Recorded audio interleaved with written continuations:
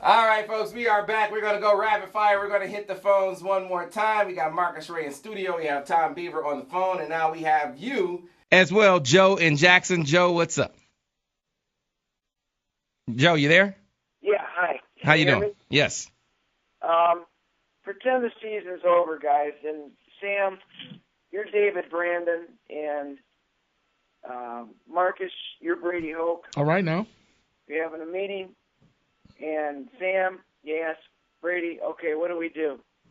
What do we got to do to turn this program around? So that's just a simple question, and it may not be simple, but it's just one question. And what's your answer, Marcus? Well, here's my my take on that scenario. I think what's untenable is for me to come to you, and this is what I don't think, because there are a lot of people that I've seen this, and I've gotten questions. Well, he's going to go tell Brady that you make this. I think that's an untenable situation. I think what you do, if you are a in this particular situation to be an athletic director or whatever the boss is in the scenario, you go in and say, okay, talk to me about what you see, assess for me your issues and how you're going to correct them, and then it's up to you to figure out the solutions. It's not up to me to say this is what your solution is going to be. Well, if I'm Brady, I in turn ask Brandon, I say, are we planning for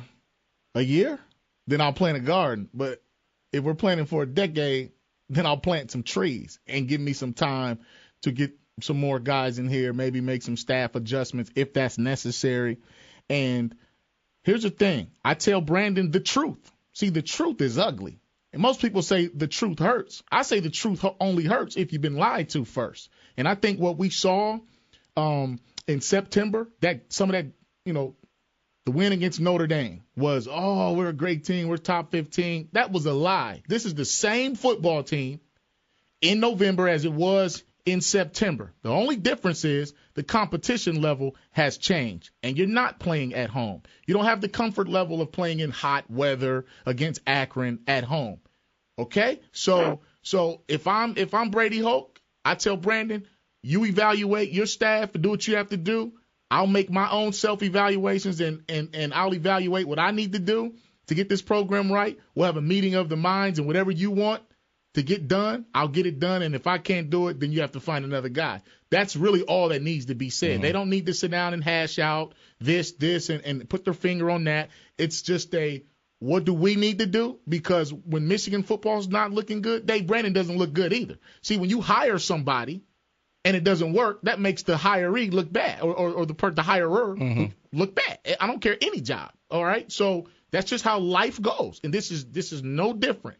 So that's all that I have to say about if we're going to role play like that. Right. Hey, I agree with you, Marcus, that this has been a September football team now for several years, which means playing in warm weather in the big house, they're looking good. So toughness then becomes the issue if that's how you're looking at it. Let's go right back to the phones real quick and talk to Ed Novi. Ed, what's up? Hey, yeah. Hey, listen, guys, you kind of hit on it a little bit, but I was just curious if you ever addressed the Desmond Howard comments that he made last week before the Northwestern game on, his thoughts about Borges and, being the, third or whatever highest paid offensive coordinator in the country and can't out-scheme anybody, can't, seem to instill anything in this offense to show any type of progress. Northwestern game last week, great, they won, but that didn't instill any confidence in me from an offensive perspective. And yesterday's second half was just abysmal, like the rest of the season has seen. So I just want to know what you guys thought about Desmond's comments and, I got you. I still did you see him, Marcus? Yeah. I still haven't. See, I got to pull it up on YouTube. But what did you think? Well, that's Desmond's personal opinion as a man and as an analyst, and I'll respect that.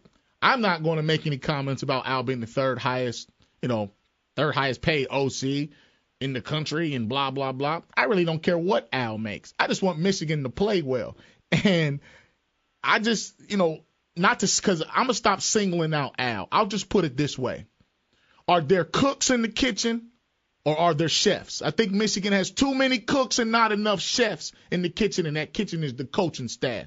You better have some master chefs as your assistants who are aspiring to become head coaches other places. I don't know how many guys on that staff can go right now and be a head coach, but I do know that OSU has about 4 assistants that probably have head coaching jobs or aspirations in front of them right now. Okay, and when I first got here, we had Les Miles and Cam Cameron and a who's who and a what's what. And 20 years later, all of those guys have gone on to do some things. So it's not just players. It's not just coaching. That just takes me back to Dave Brandon making an evaluation, Brady Hoke making an evaluation. Do we need better players? Do we need a new system? Do we need new coaches? But whatever you do, you better get chefs as football players, as coaches, and then you put it all together, and then you have a nice meal. We'll all be happy, and happy Thanksgiving. I've always thought there's a lot of good coaches and very, very, very few great coaches. And they're scarce as hen's teeth, not easy to find. And you know what? Urban Meyer was the wide receiver coach at Notre Dame in 97. Wide receiver, an assistant. D'Antonio was the defensive backs coach in 97. All right? So you look at where these guys are now. I'll take you back to Iowa. You know, those guys in 85. You had Kirk Ferentz. You had Stoops. You had Alvarez as assistants all on this staff. And look at what's going on today. That's all I'm saying. Lloyd Carr told me the most important thing that you can do is hire great assistants. And that's what Minnesota did with Tracy Claeys. No Tracy Claeys, Minnesota doesn't even have the season that they had if Jerry Kill doesn't find that hire. All right. Good stuff as always. Plenty of opportunity for those of you that are still waiting on hold. Brian, Dave, and Ron, our guys, we're going to hand it off to John U. Bacon and Jamie Morris up next with Off the Field. Next week, we're going to get Marcus back. We're going to try to get your guy. We're going to try to get Mark Messner in with you. Let's get soft. Mark is soft and he's whack. And you tell him I said that. Talk some Ohio State. So Jamie already put in a call to Mark Messner. We try to get Mark Messner in. Knock Messner out, man. We'll get one of the Edwards on next week as well. We'll close this thing out right, and hopefully Michigan does the same thing against Ohio State. It looks bleak right now, but you play the game for a reason, right? And we might win Saturday. That's the sad part about all of this, because it's Ohio State, Michigan. Scrap all the rest of it. Let them boys come in here. And young Wolverines, put on a performance of your life, and let's go blue. All right, we got to get out of here, folks. Up next is Off the Field with John U. Bacon and Jamie Morris here on Sports Talk 1050 WTKA Ann Arbor, a Cumulus station.